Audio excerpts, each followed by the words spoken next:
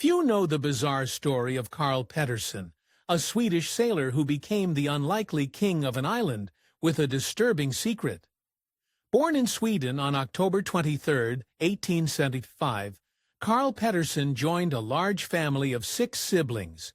His parents were Carl Wilhelm and Johanna Pettersson, but for unknown reasons, Wilhelm eventually left the family.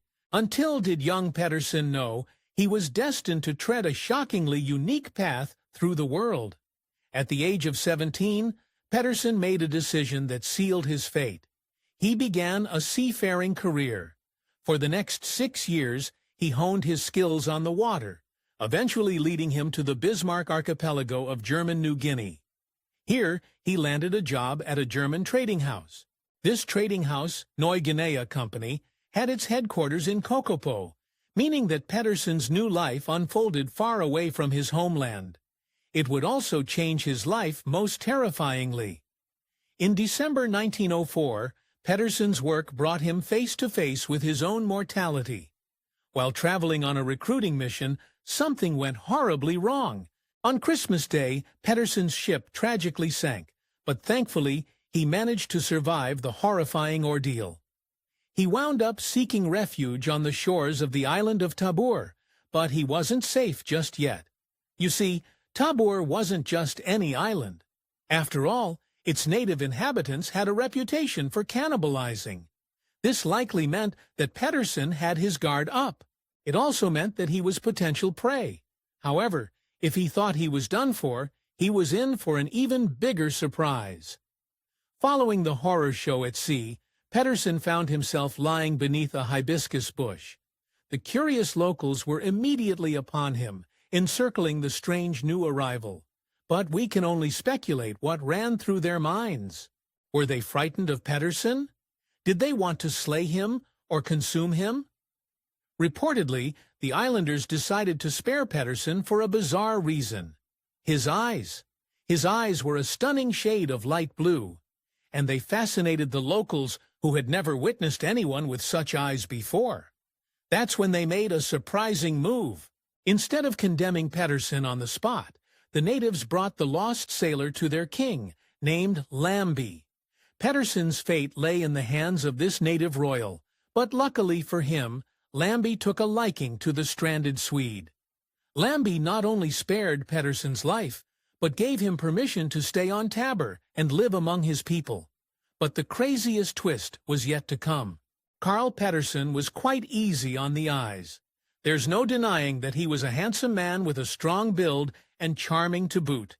Equipped with such social graces, he managed to win the heart of King Lambie's daughter, Princess Singdo. At this point, Pettersson's life had truly gone off the rails. He'd survived a shipwreck only to find himself ingratiated among cannibalistic natives. And crazier still, he'd found his way into the king's daughter's bed. It didn't look like the sailor wanted to return to his former way of life. Somehow, what seemed like a crisis evolved into a new way of life over the years, leading to a romance unlike any other. In 1907, 3 years after landing on the island, Pettersson wed Princess Singdo.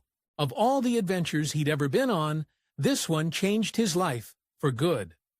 On Tabor, Pettersson pursued a new line of work. No longer married to the sea, he turned his attention to coconuts of all things. The business of trading dried coconuts, or copra to be more specific, became his new focus in life. Though it must have been daunting to have his life turned upside down so dramatically, the former sailor managed to flourish under these new conditions. Working with coconuts turned out to be a great strength of Pettersson's, so much so that he even constructed a profitable coconut plantation known as Tarapax. Pettersson earned the respect of his fellow islanders by being a stand-up worker, citizen, and employer. He also respected the local traditions. As a result, his neighbors genuinely liked him, and they eventually gave him an unforgettable nickname.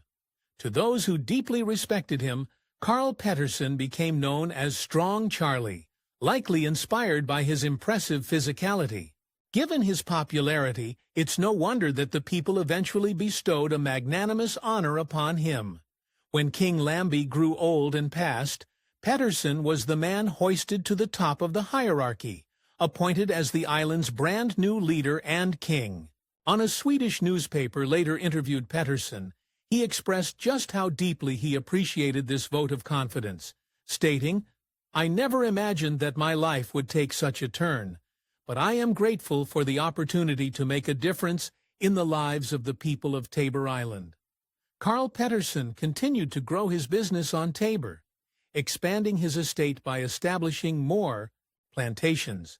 However, some might argue that his relationship with Princess Singdo was even more fruitful. After Pettersson and Singdo married, they began growing their family. They wound up welcoming 9 children with 1 baby tragically passing.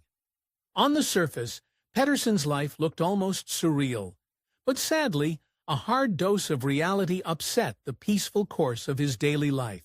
In 1921, an awful tragedy shook Pettersson's foundations. His wife perished from puerperal fever, which is also known as childbed fever. This usually results from an infection caused by childbirth or a miscarriage.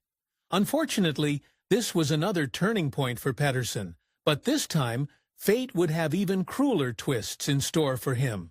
Following the loss of Singdo, Pettersson found himself in deep trouble. He needed to find a mother for his 8 children. Turns out that the success of his flourishing business couldn't replace the necessary presence of a wife and mother. The year after losing his wife, Pettersson embarked on a somber adventure. He decided to leave the island and return to Sweden. It was time to look for a new wife who could be a proper stepmother to his large brood. Back in Sweden, Pettersson managed to open his heart once again. It was here that he met his second wife, Jessie Simpson, who was Anglo-Swedish. But when he brought his new wife back to the island of Tabor, he was in for the rudest awakening of his life. When Carl Pettersson left his life and business behind on the island, his plantation suffered in his absence. So much so that it was on the brink of total bankruptcy. However, this was not a quick fix. Pettersson toiled and fought for his plantation's comeback, but luck was not on his side.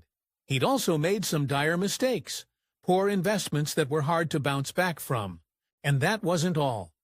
To make matters worse, the market conditions slid downhill, making Pettersson's financial recovery even more difficult. But when it came to his many woes, this was only the tip of the iceberg. On top of the nightmare his business faced, both Carl Pettersson and his new wife, Jessie Simpson, had to battle malaria on multiple occasions. But for Simpson, her frightening health problems marked the beginning of the end. In the roller coaster of Pettersson's life, he was stuck on a downhill trajectory. That is, until he made an unbelievable discovery on Simbury Island. Pettersson truly needed a break from the horrors of his life, and he struck gold on Simbury Island. Literally. Just when things were bleaker than ever, he found a gold deposit. Luckily, he was wise enough to keep his lips sealed about it, the gold deposit becoming one of his greatest secrets. Unfortunately, though gold helped him to recover financially, it couldn't heal his wife from malaria. However, the newfound stability allowed him to leave the island once again. This time, he and Simpson went in search of a cure. Together, Pettersson and Simpson first traveled to Australia and then journeyed to Sweden, but their search for a medical miracle ended in more tragedy. In 1935, Pettersson had to say goodbye to his second wife, who perished from malaria and cancer. However, she wasn't the only one who would struggle to cling to the vestiges of her health. Pettersson himself was in deep trouble. The same year, Pettersson left Tabor, a place that had proved itself ill-equipped to treat his family's medical conditions. Though he hoped Sydney, Australia might have better health care, he followed his wives to the grave just 2 years later. In 1937, Carl Pettersson's unbelievable life and adventure came to a sad end. He died at the age of 61 of a heart attack. However, his story wasn't over quite yet. You see, though Pettersson had drawn his last breath, he was still the king of the island. Following his demise, Tabor fell into the hands of his heir, his eldest boy, Frederick. When Pettersson passed, Frederick wasn't close by at all. Instead, he was focused on his own career, studying medicine in New Zealand. But when the news of his father's demise reached his ears, he had an important decision to make. As his father's heir, a new path opened up for Frederick. He was now the king of Tabor. Instead of keeping his nose to the grindstone in pursuing medicine, he quit school for good and set out for his homeland. Though Frederick had grown up on Tabor, ruling it and living there permanently presented its chilling reality. After all, Frederick was a man well accustomed to the privileges of living in a developed nation like New Zealand. It likely occurred to him that major sacrifices had to be made. Unlike his father, who had embraced life on the island and the responsibilities of being king, Frederick wasn't quite up to the same challenge. It wasn't long before he changed his tune. Turns out, he did not want the throne after all. What had at first seemed like an enterprising opportunity soon soured, turning into a downright burden. Frederick became desperate to rid himself of the island and approached Sweden, hoping to sell it. Their response, however, was a major blow. Sweden didn't want to buy the island off of Frederick. Reportedly, he wanted to be done with Tabor so badly that he even tried to pay Sweden to take it off his hands. But all of his efforts were in vain. At the end of the day, the fate of Tabor came under the responsibility of Australia, officially marking the end of the Pettersson family's hold on the island.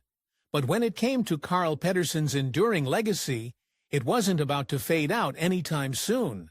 Not even dying could erase Carl Pettersson's amazing story. You see, back in 1913, a visitor came to the island. Count Bergen Myrner was a Swedish diplomat who wanted to know more about the sailor's unbelievable story. When Myrner arrived on the island, he was able to witness Pettersson's new life firsthand. He also made sure to properly document his entire experience, capturing amazing photographs of Pettersson and his large family. Myrner's work would eventually captivate the minds of Swedes back in Pettersson's homeland. Myrner ensured that Pettersson's story lived on. His documentation also meant that the former sailor became quite popular in Sweden once people caught wind of his wild adventure and shocking new life. But unfortunately, not every story had the ring of truth to it. According to some sources, Carl Pettersson had a habit of embellishing his personal stories and was known to twist the truth in order to make them more exciting. And so, when it comes to this historical figure, it can be hard to draw the line between fact and fiction. Pettersson told wild stories about his encounters with bloodthirsty sharks and dangerous pirates, but certain details had to be taken with a grain of salt. Still, though some of his stories may have been tall tales at best, there was no denying that the bare bones of Pettersson's own life story were undoubtedly incredible. After all, it was he who inspired a character from one of the greatest children's stories of all time. Most people have heard of the popular children's book, Pippi Longstocking, written by Astrid Lindgren. It follows the adventures of a 9-year-old red-headed girl named Pippi Longstocking. But how does Carl Pettersson fit into this story? You see, the character Pippi Longstocking has a peculiar father, a captain and sailor who disappeared at sea. However, readers later learn that he has become the ruler of a South Sea island. Sound familiar? Yes. Pettersson was the direct influence for Pippi's father, Ephraim Longstocking. From the dramatic shipwreck that upended his life to his extraordinary ascension as king of Tabor Island, Carl Pettersson's journey was anything but ordinary. Through every twist and turn, whether confronting unimaginable loss or embracing unexpected triumph, Pettersson adapted with a resilience and spirit that seemed larger than life. To this day, his life stands as a testament to the power of embracing the unknown. A tale that stirs the imagination and leaves us marveling at the incredible tapestry of adventure, survival, and reinvention he left behind. Carl Pettersson's story is not just a chapter of history, it's a reminder that the most remarkable lives are often the ones we never see coming.